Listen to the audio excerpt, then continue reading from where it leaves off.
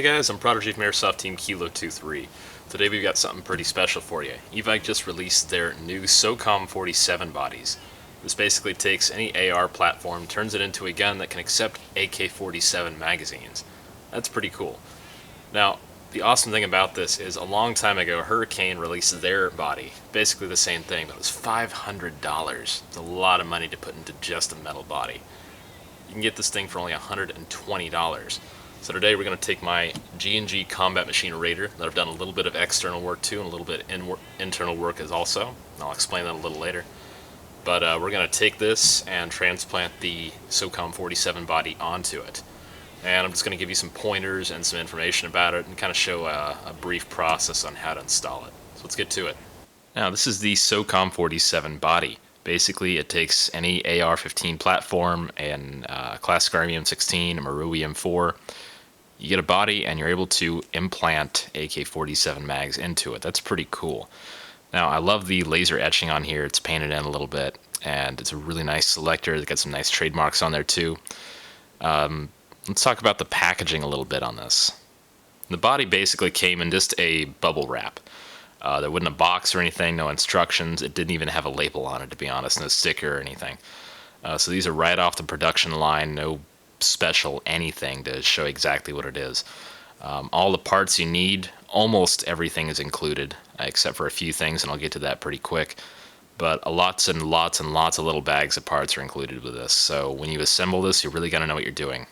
Nothing comes assembled. You literally have to assemble everything yourself, including the forward assist, the selector, every little bit and piece.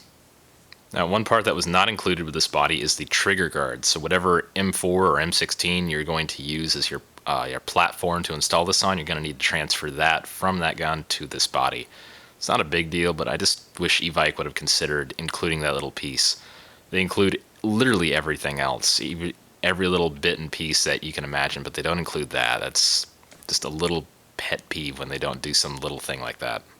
What I found a little strange is the fact that Evike includes their aim top selector switch for this, but they also include some other pieces, this little guy and a couple of other little guys that they're just redundant parts, so you really don't need a lot of these. They give you 2 of them in most cases. This is a little strange that they're giving you a lot of extra parts.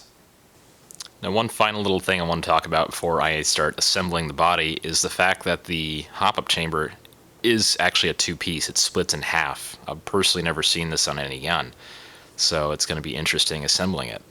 When installing the selector switch, the screw provided to keep the entire switch on was not long enough, so I actually had to dig through my parts collection and find a slightly longer screw. Now it's pretty firm. Another complete pain was the mag catch. At least the AK style mag catch. This does have the M4 style on the side as well, but getting the spring to fit perfectly in there is kind of a pain. You actually have to fit the spring on that little silver peg and then guide the entire piece in there. It's a little annoying that you have to figure that out yourself. They don't really give you an instruction manual for it. The small cap on the other side of the selector switch doesn't fit into place at all. This wobbles around like crazy, so you will have to glue that in place. Now, I keep running into small problems here. They're not too hard to fix, but it's just annoying that I have to fix so many small problems. This small screw here, the screw hole, it was drilled a little too high, so I had to actually shave down this little peg here so the bar here could move a little more freely. Just another small annoyance. Now, I had considered re-drilling this, but that would be a complete pain in the ass. The easiest way is to just file down the top of this peg here so it can actually line up perfectly with this. Alright, now that I've got the upper assembled, I've got the dust cover, bolt assembly. This doesn't have a working bolt catch, sadly. Charging handle and the forward assist.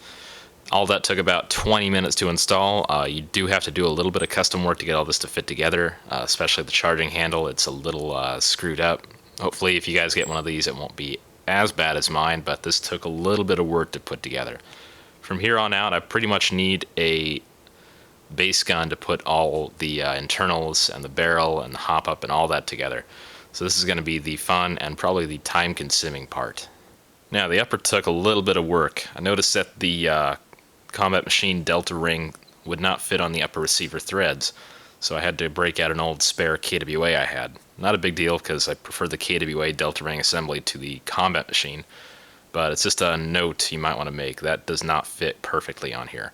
So now that the upper receiver is finished, we can go ahead and move on to the hop-up assembly. This is going to be an interesting little portion. Now, I'll be totally honest, I was expecting the hop-up chamber to be a complete pain in the butt to assemble, but it's really not that hard. After you get the 5 screws in that hold the chamber together, it's 2 right here, 1, and there. It's really simple. It just assembles just like a regular hop-up chamber. Now, when everything is fitted together really nicely, it's a very tight fit. Everything is, it's not going to shake loose when you're shooting. It's not going to de-adjust the hop-up like some of the cheaper Chinese chambers. This is a really nice fit. I will tell you that the chamber does not come with the bucking. The entire kit only includes everything you need except the barrel and the bucking, which is kind of a pain. For some reason they include a nub but not a bucking. I'm really at a loss there. So I went ahead and I transferred the Systema 604 barrel out of my combat machine, and I'm also using a Modify Ryusoku flat hop in here. So I've got a spare nub from this set now, and I'm using the flat hop bucking and the flat hop nub that both come with that. It's getting a really, really nice fit in there, and I'm really curious to see what the FPS is after I chrono it. Alright, most of the lower receiver is together and just putting on the final touches, the stock, the buffer tube, and such. Now, one thing I did want to point out, I'm using a G&G Combat Machine buffer tube on this since I originally used a CM-M4 as a base gun, and the rails along here were actually too wide on the sides of this, so I had to sand the heck out of those, and it took me about 5 or 10 minutes to get the right width on there. Also, just a heads up, the plastic dials on the inside of the selector switch, those like to strip out really, really easily. So I highly recommend if you guys are using a base gun that has a metal dial on the inside of the selector, swap that over, forget the plastic ones, those are terrible.